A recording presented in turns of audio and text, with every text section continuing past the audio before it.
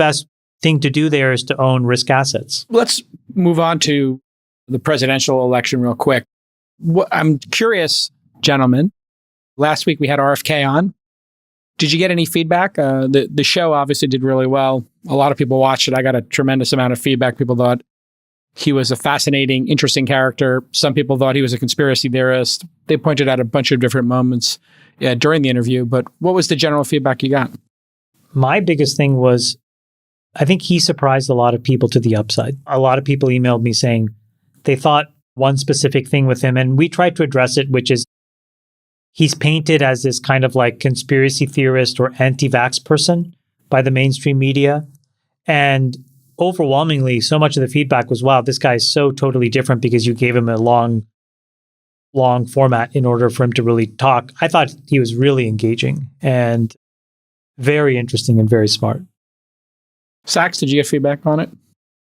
Yeah, I mean, I think he is very authentic. I think he's very principled. I think that he's a rebel in a way. I mean, to grow up in the Kennedy family and to be part of all of those elite circles, whether it's in Hollywood or Harvard or where do they go for the summer? Martha's Vineyard. Martha's Vineyard or Kennebunkport. Yeah. Kennebunkport, whatever. Yeah. I mean, you think about like all of the elite circles that he grew up in, right? And for him to deviate from Democratic Party orthodoxy and elite thinking in all these really significant ways shows that he is, again, very principled, very authentic, and I think a rebel in a really good way.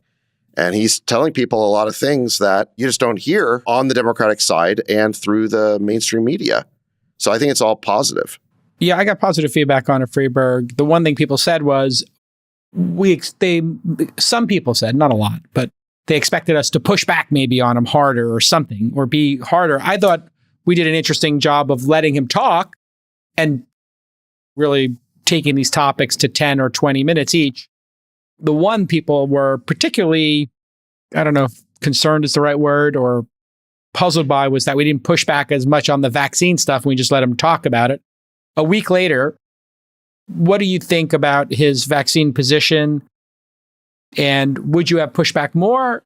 Or do you regret not pushing back more, Friedberg, as our science guy?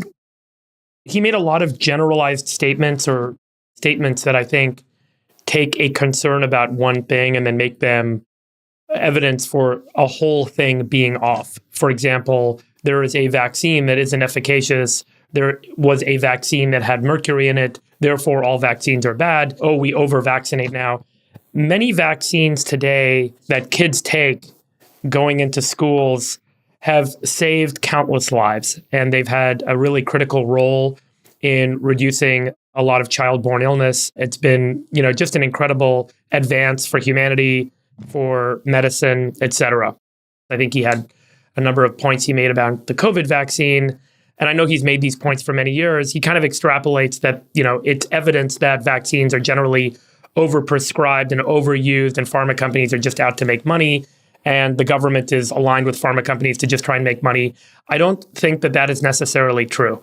I think that there are certainly incentives that can drive bad behavior, but I do not think that when looking at the evidence, both contra evidence and evidence of safety and benefit, that childhood vaccines should be kind of changed in terms of how we're doing things today. There may be some things to change, but generally, I think that they're very beneficial. So I don't love kind of how he frames these things. And I think that instead of having kind of a more nuanced conversation about this particular thing and this particular example, he blankets things and people get scared and they're like, oh my gosh, you're right. We should stop doing vaccines for kids. That's very dangerous. That would be very bad for society, be very bad for our kids. And I think that we need to kind of address that in more detail over time. It's one of these hard things where you have to have kind of a nuanced conversation to give people all the necessary depth and context to feel better informed, to make a better decision. Because, there's always this kind of gripping fear that if something's off and I'm getting, poison or I'm getting bad medicine or, people are trying to make money off me, people immediately react negatively and angrily, and they want to kind of resolve to a blanket position. I don't think that that's healthy. So I'd love to have a deeper debate on that. But the reason we didn't go into it is because we had limited time with him, and we wanted to take our time kind of giving him a chance to talk about the overview of topics and getting his point of view across the set of topics that we generally thought were going to be relevant in this election cycle. So that was with 2 hours. We still didn't have enough time. You could talk for 2 hours about vaccine. Could I address the conspiracy theorist point? Yeah, sure. So first of all, that label conspiracy theorist doesn't pack the punch that it used to. As you'll recall, anyone who thought the virus might have come from the Wuhan lab was once called a conspiracy theorist. If you believed that Fauci and the NIH were funding gain-of-function research, that was dubbed a conspiracy theory. If you believed that cloth masks didn't do anything, that was a conspiracy theory. If you believed that Hunter Biden was getting paid off by foreign governments, that was a conspiracy theory. So this accusation just doesn't really pack the same punch anymore. Trump not having a relationship with the Russians and his family, meeting with the Russians multiple times. Yeah. That's still a conspiracy theory, J. Cal. But, so to you it is. But in any event, my point is it doesn't pack the same punch. In fact, in some cases, it's starting to become a badge of honor. So that's one thing. The second thing is when you listen to him make his arguments, he's not just alleging certain things. He's laying out his evidence, right? He's connecting dots. He's explaining the causation.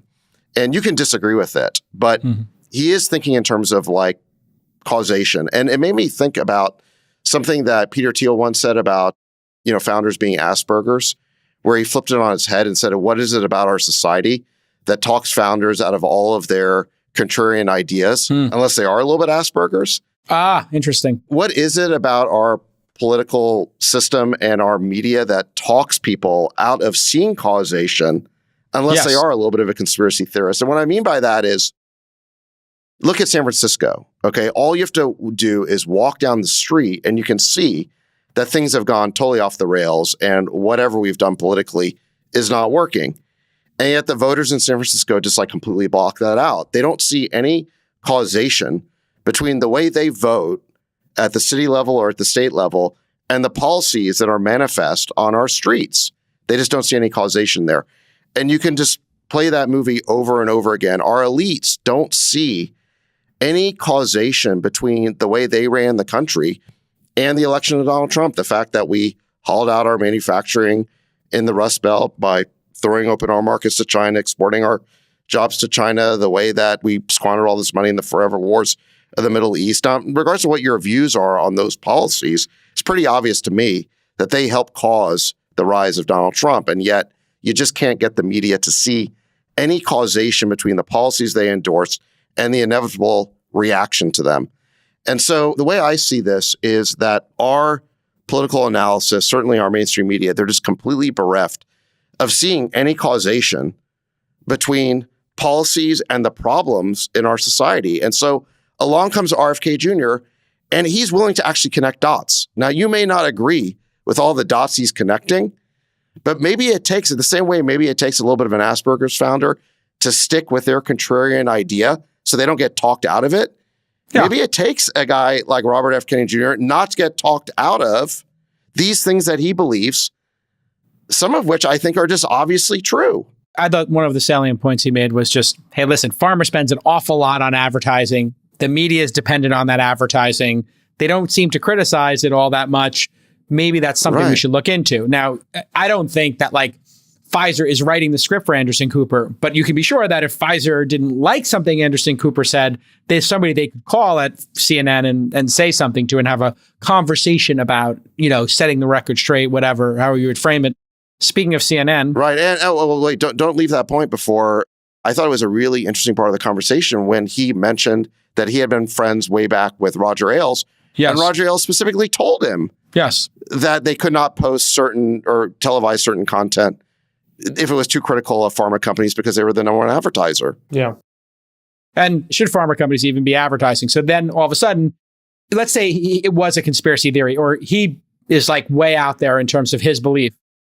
But the fact is, it does bring up the point, should we actually be letting pharma companies advertise on television or on news programs? Maybe they shouldn't be allowed to be on news programs. What for? It's not like the consumer who watches the ads can go out and buy the drug. It has to be prescribed by a doctor. They can ask their doctor about it. Yeah.